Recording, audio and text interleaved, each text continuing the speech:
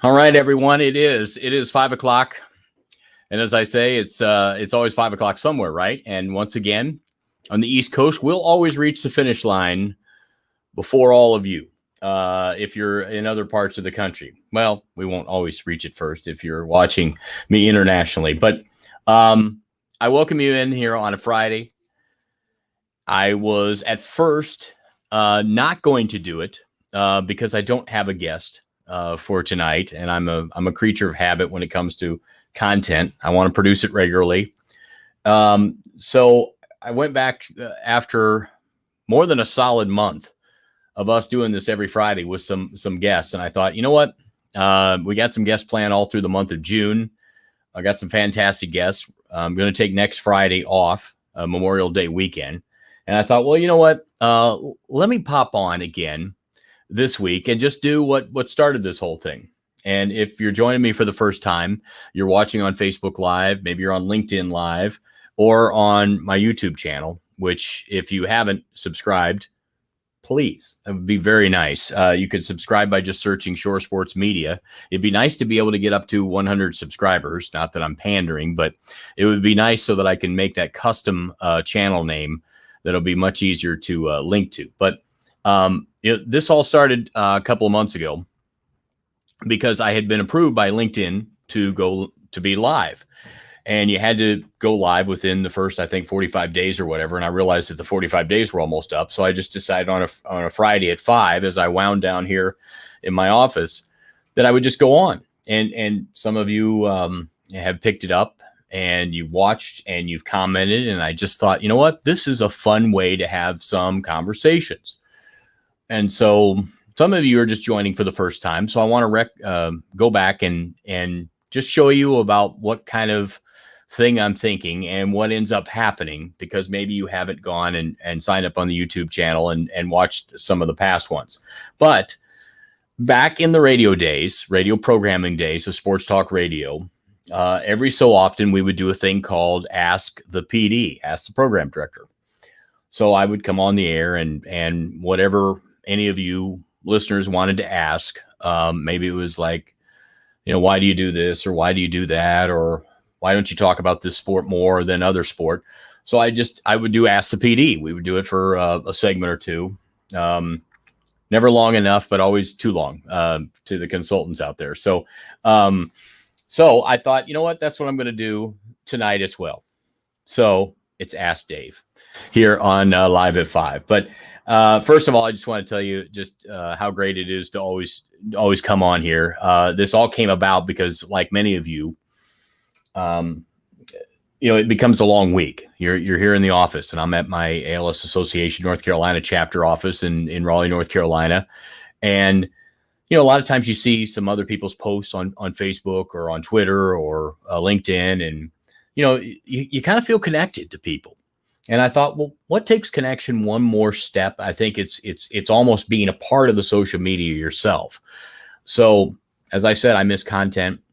I miss really the content part is I just miss talking to interesting people. Not that I don't in my work life, but just sometimes just being able to talk about subjects that I used to talk about, like sports or business or anything else. Because I look down to some of you here on this on my LinkedIn page, network, or Facebook, and I think, man, these are the most interesting people. And I could just call some of you out right now. And say these are interesting people. I got some friends from back in the college days that one particular friend was my neighbor, and he was a pianist and just a wonderful musician, and went on to great things in the world of music and composing and playing the piano. And so that kind of stuff fascinates me. The creative process of what people go through, that's just fascinating to me. And so if you've got a question or comment, all you got to do is put it down there in the comment section. Facebook has a strange algorithm that I don't tend to see on StreamYard here as many as the comments, but sometimes I get a comment. If you're on LinkedIn, it seems like the comments come through, and I've enjoyed seeing each of you along the way. So I don't know how your week was, But have you ever had one of those weeks where, yes, we're coming out of COVID, so everything still seems strange, right? So wherever you are in your particular part of the country, everyone's coming out at a different rate. We here in North Carolina, it just went like all of a sudden it was one way, and then it was like bing. Shortly after the government released some of its standards in the CDC, it seemed like the governor here pretty well came closely after that. So all of a sudden, things just changed. Then last week, as I told you, when I was on with Jason Christie, my friend, the publisher of the Triangle Business Journal, talking business, we were going through a serious gas crunch here in North Carolina, and many of you probably went through it in your states. Well, I had a big event on Monday night, our ALS Top Golf Challenge at Top Golf in Charlotte, and I had to be there. And so I went online, I booked Amtrak. I hadn't taken an Amtrak train probably in 20 some years. And so last Sunday I got on the train, and it left exactly on time, and it arrived in the Charlotte station exactly to the minute on time. So I thought, well, this is a great experience. It was fun. I could lay back, fall asleep a little bit, read my paper, didn't have to go through all that driving. So it worked. But after that weekend and after our event, I thought, why am I so tired? It's because we just gone through COVID. And then I thought, oh my goodness, this gas shortage is going to take out something else. So it's just amazing what the human body will endure sometimes. So just making it to 5 o'clock this week and live at 5. And I just feel like it's been an accomplishment. But next Friday, I'm going to shut it down for Memorial Day week, take Friday off as well. Hopefully you'll get a chance to relax. But we got a good June coming up. We got a couple guests planned. Craig Can is going to join me, former host on the Golf Channel, Sirius XM, motivational speaker, teaches seminars, really good guy, lots of interesting stuff. We'll discuss things. Going to have on a friend of mine, Hall of Fame basketball photographer as well. He's coming up in a couple weeks. So some fascinating conversations. But I realized that sometimes in the world of content, you have a really good show, and the next day you got to do it again. And one of my favorite things was at the end of the year when we'd look back on some of them, we'd put some best of tapes together, some best of shows, because you just had some classic moments. So for all of you who may just be joining now because you got the notifications, and I'd love to hear from you, whether you're on Facebook, YouTube, or LinkedIn. I want to play some of just a few of the moments that if you're new to this, you may have missed. And even if not, you just realize that these magical moments happen every so often. Hold on. Let me bring up one. Here's my friend Vince. Hey, Vince. It's good to see you, man. How do you think employees returning to the actual office affects things? Ooh, that's a really good one. People have gotten used to working from home. I'd love to get into a discussion with some of you on that. And I almost did that for this particular show. I was almost going to put my StreamYard link up and see who would pop in. I might try that some other night. But that's a really interesting one, because I don't know how many of you have read a lot of articles, but I seem to read articles all the time. And I think we're in a very interesting intersection. I think a lot of people are talking about work-life balance. And I think a lot of people maybe have separated themselves from the health or the political side of it and just are having a hard time to a new routine. Because any of you who have mastered the art of working from home, to me, it's an art, because I could not stand it for more than a few weeks because I just could not pull the same creativity and the work ethic that I'm used to doing. So I think, let me look at that again, Vince. I think the employees' return to the actual office is affecting a lot of things. And I think a lot of companies are having to come up with policies that they weren't used to having to think about. And we're having to go through that. You're having to go through that, I'm sure. People did get used to working from home. But I do say one thing, and I don't know whether you agree with me or not, but there's definitely a concept that I think that it's easy to think that I can work from home just as good as I ever worked from the office or on the road. And And I honestly believe that people can say that. I think that what we can't measure is the intangibles. The intangibles of running into somebody because you just thought of something, and that spontaneous minute where you just stop by their office and you just something pops in and you have a really good 2-minute conversation, and you didn't have to schedule a video meeting or bother them from something else. I also think that there's a work culture that helps you in your balance of just life in general, being able to socialize with people, even if it feels strange again. So I think that we're going to be studying this. We're going to be reading reports and research and experiments for a long, long time as to the carryover effects of when people come back. Now, particularly in my particular industry, people have been used to working remotely, depending on where they're located. And also we are in a capability of maybe easing into it gradually instead of just being at a place where you just got to immediately do it. So I'd love to hear more of your thoughts, your comments, Vince. Vince is one of the talented producers that I worked with over the years at ESPN. All right. So I wanted to highlight, because I even realized myself just what's happened in the opening weeks. Many of you who, well, first of all, one of my first guests was my good buddy, Larry Potash, longtime anchor on WGN TV in Chicago. And the first thing that I got into it with Larry about, and I'm just going to play just a short clip here, short story, was how in the world for 25 years has he been able to work and survive the morning shift? Let me see if I can pull this off here. I think in mornings especially, chemistry is important, and I don't know that management gets that. They just, 90+% of the people in our business are generally the same, and they just you plug in these anchors, and if you don't like them, the ratings don't work out. 2 years later, you get two other people. All right, so I'm going to pause that a minute. He gets up at 3:30 every morning. So this was that WGN has managed to stay number one. Okay. And it's not easy in morning drive to stay number one. And it's also not easy to not take yourself seriously. Okay. Because consultants will come in and they'll tell you, change this, change that, change this, change that. And so we were talking about how in the world have you managed to stay on top in a market that size all these people are essentially the same people with different names, and you put them on. But it was a coincidence, I think, that the people they hired, we all just had the same sensibility of what we thought was funny.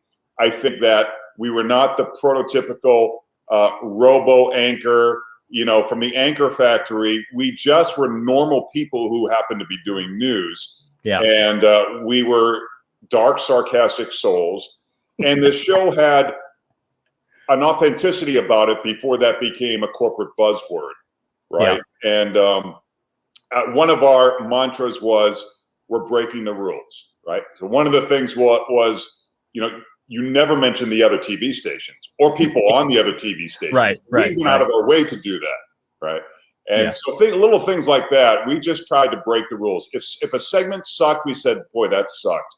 You would never do that. Right. No. So we just tried to break all the rules. And when you're the last morning TV show on in Market 3, you've got to do something different. Yeah. No, so there was Larry. We had a good time, and just such a talented talent who can just turn it on every day. And they've had a great collection there. And I wanted to highlight that. But and it's funny because there always was that rule that you don't talk about the competition. And it reminded me, we had one of the greatest times was some of the superstars at one of the greatest sports radio stations in the country, The Ticket in Dallas. All right. Many of you know The Ticket. Many of you in Dallas know The Ticket very well. Try being, and this is what always happens, try being the person that tries to come in and tries to be second to a market leader. It's not easy. So on the ground level of starting 103.3 FM in Dallas in 2001, we came in, but it was the first FM sports talk station. So we knew there'd be a good chance. And we knew the market was big enough to handle a couple of sports radio stations. But then again, you're also trying to take an audience away from someone that was doing it at the very highest level, much like the fan in New York. The Ticket in Dallas is a legend. Okay. Well, the great thing about who are my friends now over the years who were at the Ticket was the Ticket didn't take themselves too seriously. So the best break we ever got was they allowed competition to come in, basically. And they would refer on the air on their afternoon drive to, hey, I wonder what those guys down the dial are doing. Or did you hear about those guys starting a station? And we were sitting here all along going, oh, this is great. They're actually talking and admitting that there's another station down there. So I thought it was funny when Larry said that, because I immediately said that was the biggest break we had when those of us who were on the launch level in Dallas really got some help. So Mike Reiner, Corby, all you guys there at the Ticket, thanks for those early days. All right. Let me bring up another one before I go to something else. Hey, Dave, living out here in Denver, all we hear about is Aaron Rodgers coming to Denver. What does your gut tell you on this one, yes or no? I had to stop digesting so many crazy rumors. Isn't that the craziest thing? It's more crazy how it happened. And just the news came out of nowhere from Adam Schefter. And I think that, I've seen this so many times covering sports over the years that even with a superstar, it is over when the relationship is damaged. But then again, you have to think that, you know what? Two sides are going to sit down and say, are we really that smart to let some egos get in the way? Think about the most famous ones, right? Think about Jerry Jones first, basically sending Tom Landry off with an exit. And then him and Jimmy Johnson not able to somehow figure it out. Then I was thinking, before Last Dance came out, and when Last Dance, the Chicago Bulls, Michael Jordan documentary, when it came out, I thought, boy, it's going to be interesting to see how they portray what I had known for years in just hearing the dynamic. It goes back to when I was traveling with covering the Portland Trailblazers, and a couple of us were on the road one night after the game. Scotty was on that team. And I was asking, we were just talking about the culture that they had on the Bulls. And just through Pippen's stories, I just realized that Krause and all the ownership, they took the blame for it. But the interesting part of it was the players themselves, they had just gotten tired. Scotty had told the story that, that after that final championship, guys all went out separately and celebrated. And if you're a bunch of players and you've been doing this for a long time, you pretty well know this ain't coming back again. And so I was interested in seeing how that would be portrayed, because I just thought that was fascinating, that somehow two sides can't get together and say, we're going to figure out how to get this done. And so it's going to be really interesting, because sometimes you wonder, how far can you go ticking the other side off before they finally it's just irreparable. So it's going to be interesting. I know that if he's going to go anywhere, he's going to go to a team that he could make a difference in. And Denver's just a natural fit for what they're going to do and what they would be able to do. But I still have a feeling that it ends up being Green Bay at the end. But you know what? I can't predict some of these guys. That was always the fascinating thing about interviewing pro athletes, is to think about what their mindset is. And that's why I've really enjoyed, and I know I mentioned it last week. Kudos to Rex Chapman for doing this Charges podcast, not only for putting himself out there about his own charges, and now taking the fact that he's one of the most popular Twitter accounts ever, because it's entertaining. But now he's talking to other guys like Meta World Peace a week ago. I haven't even seen this one with Rick Pitino. I'm not even sure if that's the same Charges podcast, but you got to look it up. It's just a great read. It's just, he's really putting himself out there. But that mindset is just interesting to hear from a pro athlete or even a former pro athlete, what they were thinking at the time, why they thought this. That's what was so fascinating about the whole Michael Jordan documentary, was that they had all this footage, right? And this was in a time period that we didn't have social media. I can't bring up the photo right now, but there's a shot from there, and there's a young Dave Shore in the background, up against the wall, the locker room wall, while Michael Thompson is introducing his smaller child Clay to Michael Jordan in the shot. And so I'm like, boy, look at that young guy, me in the backdrop. But the only reason why we had the picture is because the picture was taken as a still off of the film footage, which was Michael Thompson's brother on the NBA crew shooting most of this footage anyway. So because no one had a cell phone that they were taking pictures of. So it's just fascinating to see and to know what some of the things are going on behind the scenes. So that's another element to this whole Aaron Rodgers thing. How much now is it going to be room, because we're in a society now where social media, everything is tried on social media. So I don't know who that was. I don't know, for some reason the comments aren't coming up, so I can't give you a proper shout out for whoever had that comment. But thank you. It says thanks. You still have it, buddy. So you must know me, or you must know me so well you'll say nice things to me. I appreciate that. No. Speaking of, I said Rick Pitino. I think the second guest that I had was Cameron Mills, my friend from Lexington, Kentucky. Cameron got the chance to play not only on a high school state championship, in a state championship game, 2 of them, but to play on 2 national champion Kentucky teams in 96 and 98. And he played in 97 when they lost as well. So it just imagine. Joe, thank you. Joe Leonhardt, longtime friend, former colleague in Lexington. Thank you for saying that, as you do live out in Denver. So Cameron Mills played on the 96 and 98. This was the most interesting guest live shot that I had, because Cameron is laying on his bed, which just showed here at Live at 5, we're going to make it as casual as they come. But I asked him if that 96 team, which blew by everybody by double digits throughout the entire NCAA tournament, if it is one of the greatest teams of all time in NCAA basketball history. Oh, it has to be one of the greatest teams ever. I mean, we had 9 guys on that team have NBA tenures or NBA careers of some tenure. And I don't know how many teams have had that. Now, you've got some of these Kentucky teams that have had a lot, but they've not necessarily won national championships. Only one has. So I think you take the talent that was on that team, the chemistry that team had. Now, we're going to say, obviously, because we're biased, but we're going to say we're the greatest college team ever. Now, I don't know how that compares to some of those UCLA teams in the 60s. Some of those Duke teams and UNLV teams in the 90s, or the early 90s. But I think we'd always say, especially because of the run you had. So you had from the 96 team, you had all that talent. Then you had the same talent get back to the Final Four the next year and the final game.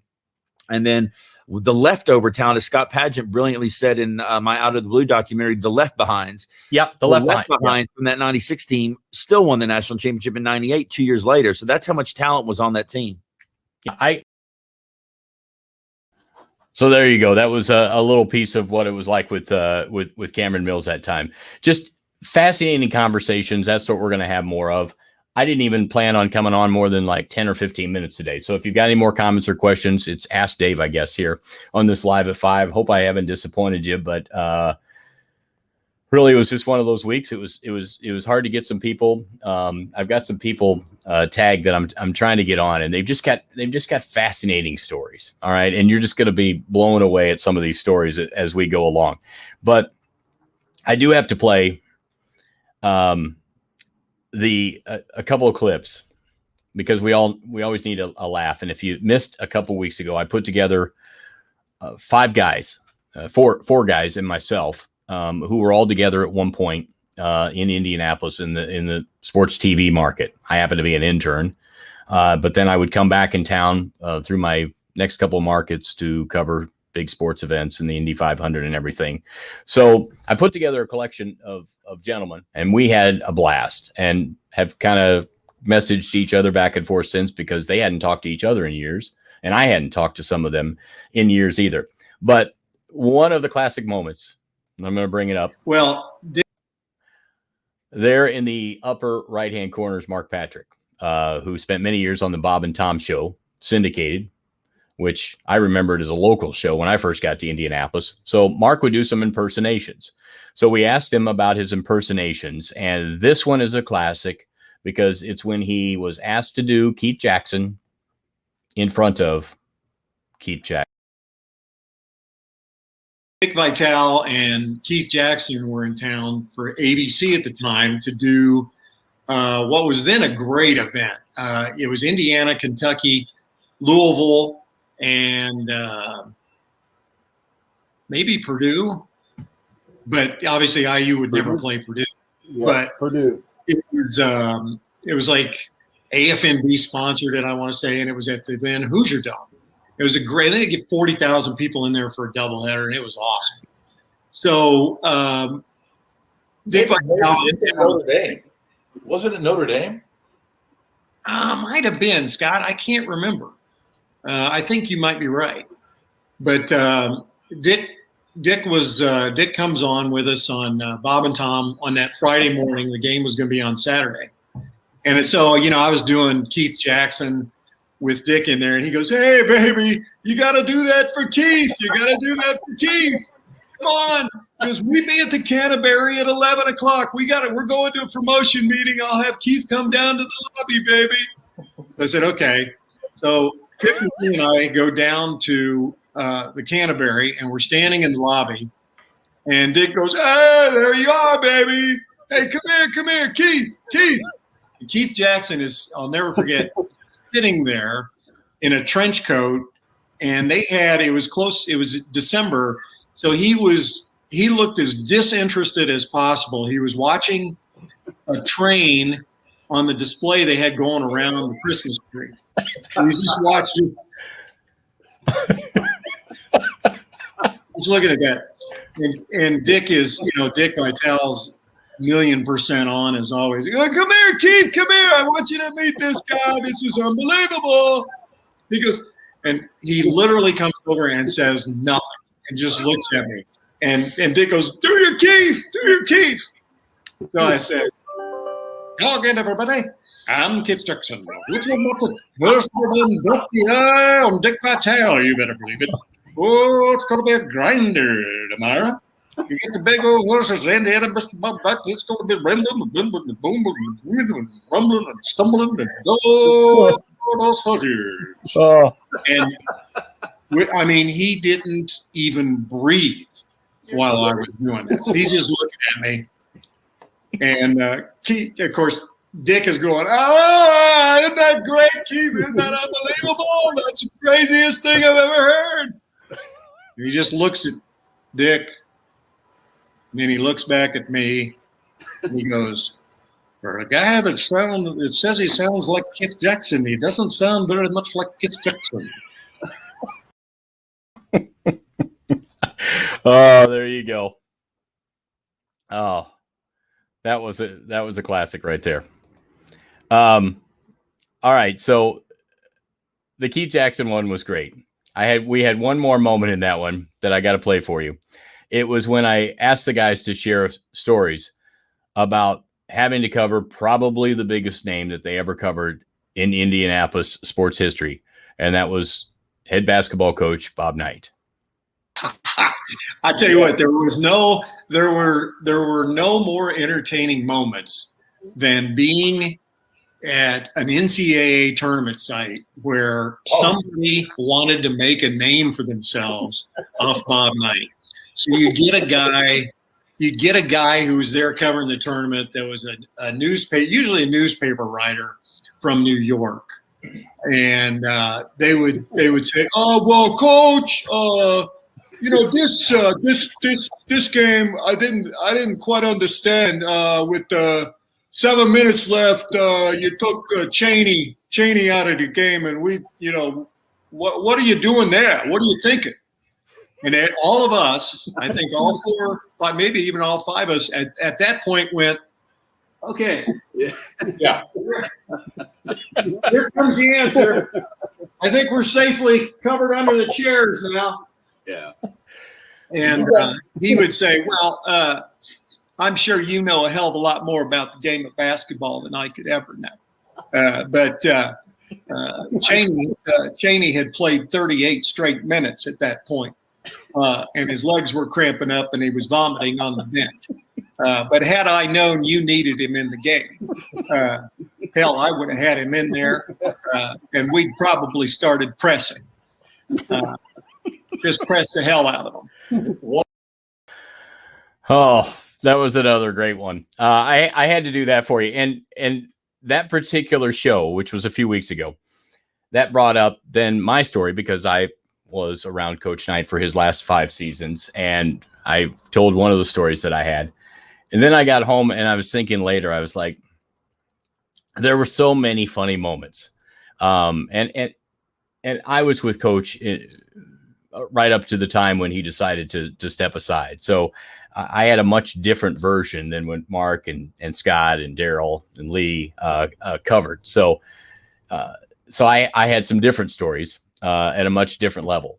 And so one of the ones is that my guys from the radio station in Dallas, a couple of the guys that I worked with, higher ups, executives, they had gone to Indiana. So they were Indiana fans. So during one of my fly down to Lubbock and call the TV game nights, they came with. And so after the game, many times we would talk Coach into going to Hooters afterwards and having a little refreshment, a little fish sandwich that he liked to have. So these guys came with. And if any of you have ever gotten to reach someone, a legend, maybe it was someone that you grew up following, and when you finally got there, you thought this is going to be the greatest moment ever. What will I ask them? So these guys were so excited that we're sitting there in the restaurant. Coach comes in.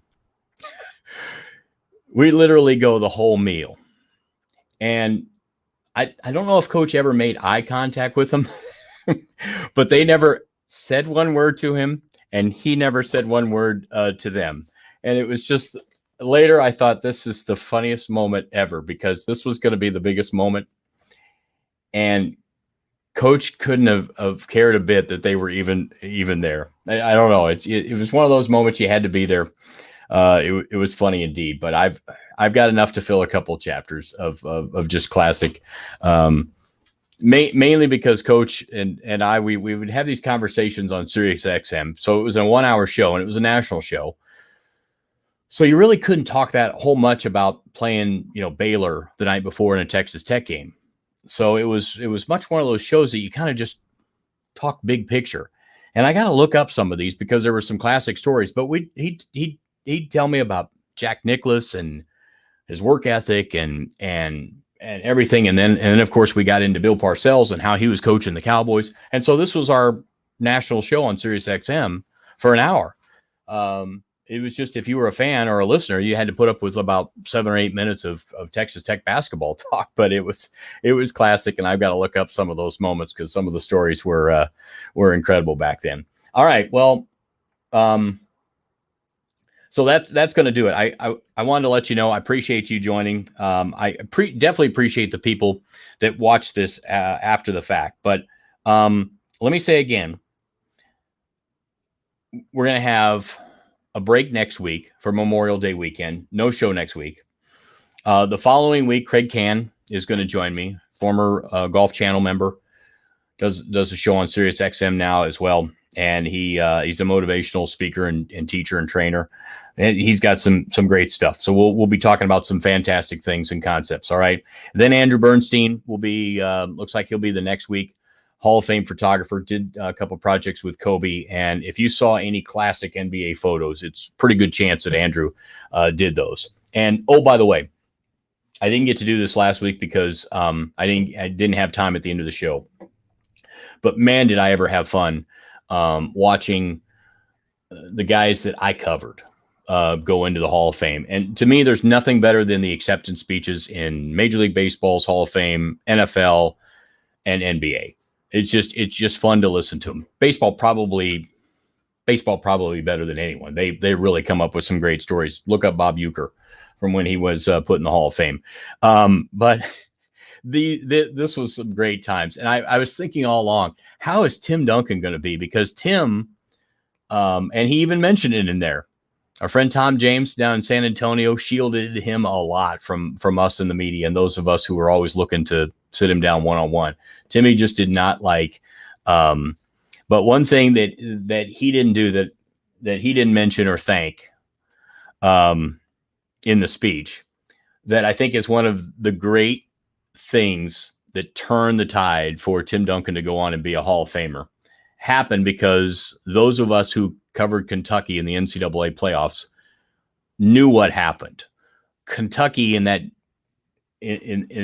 junior season, they handled Wake Forest and Tim Duncan. And Tim Duncan got exposed with something that Kentucky did to him that really had not been done to him very often. And that is they successfully pulled off a double team. And Tim honestly could not handle the double team as good as he should. So being Tim Duncan and having the coach and the program that he did at Wake Forest, he came back again when Tim Duncan would have had no problem getting drafted. But you know what? Going through that next season,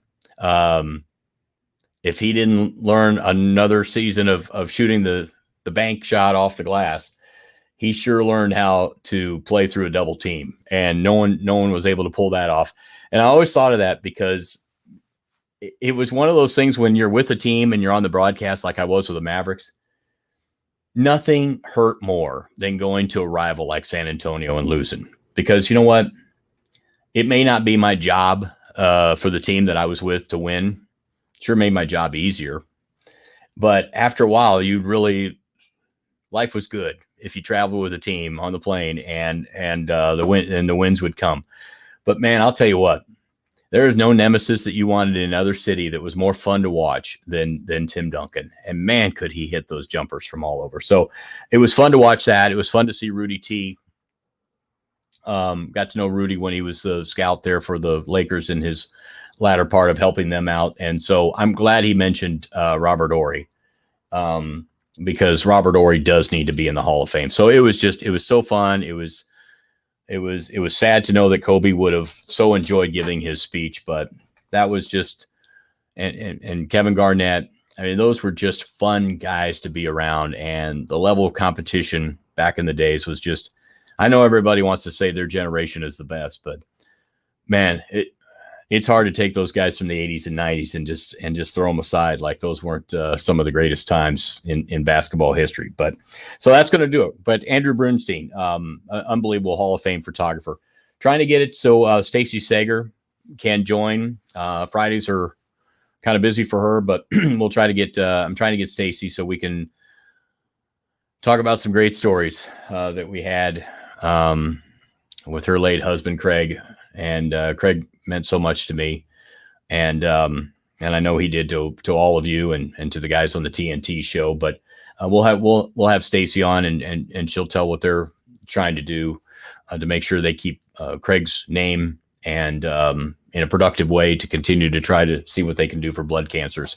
And even though I'm in the nonprofit industry now, we all pull for each other, because any of us that are dealing with illnesses, diseases, many of them fatal. And it definitely is in my situation with the ALS Association. You just want everybody to be able to make strides in the research and the clinical trial era and see if we can get drugs and research and everything going the right way so we can cure everything that's out there. So I'll have more on that, but had a wonderful time with our NFL alumni, Carolinas chapter guys, Adrian Morrell, Mike Delaney, if you're watching. It was so fun with you last Monday night. Thank you for what you did with us in Charlotte and at Topgolf, and for all those that came out. It was a fun night to just have some fun. Maybe my buddy Chad Holland is watching this. Chad, you got a pretty good golf swing, but the best golf swing of all came from the late Dwight Clark, the former 49er who passed away from ALS. We honored Dwight, and his brother Jeff made the journey over from the eastern part of North Carolina. So I didn't figure when I invited Jeff and was talking to him, I didn't figure that when I talked about Topgolf, I didn't figure I would need to describe what kind of event it is. So Jeff shows up in a 3-piece suit because he's a banker and he's a wonderful, classy guy. He kept that suit on and tie, tucked the tie into his shirt, and he hit that golf ball at Topgolf farther than anybody I witnessed that entire night. And I said, this is one of the greatest shots of all time. He just did it over and over and over again. And I can't even do it with a t-shirt on very well. So we had a lot of fun. Thank you to all you. Relationships last a long time. And this all started when Ron Rice, who I had met up in the Detroit market, we got together over coffee. I said, I'd sure like to put together some sort of partnership so we can do an event at a Topgolf, because I really believed that is a incredible entertainment venue. And I believe that people get tired of golf tournaments now because they last 6.5 hours, 7 hours, and you never get to see the same people. So it's a wonderful social event. But Adrian Morell, the president of the Carolinas chapter, he and I have a couple good stories because he came at the latter part of his career to play for Bill Parcells when I was traveling with the Cowboys there. And so we remember those. A lot of interesting guys, not a whole lot of wins in some of those 90s or 2000 Dallas Cowboy teams. The 90s, there were a lot of wins. All right, everyone. Well, I hope you had fun. I sure do. It's kind of weird looking into a camera like the old days and not knowing who's on the other end watching. But I always have a lot of fun here, wrapping it up on a Friday, no matter how stressful or tiring the week is. This is just fun. So if you want to leave any comments or questions, you can continue to do it. I'll interact with you on these sites during the weekend, and I always see that there's some views, and hopefully you get a chance to enjoy it. So I hope you have a blessed weekend, as I always tell you. I won't be around on Memorial Day weekend for a show, but we'll do it with Craig Can the week after, 2 weeks from today. All right, thanks for joining on Live at 5.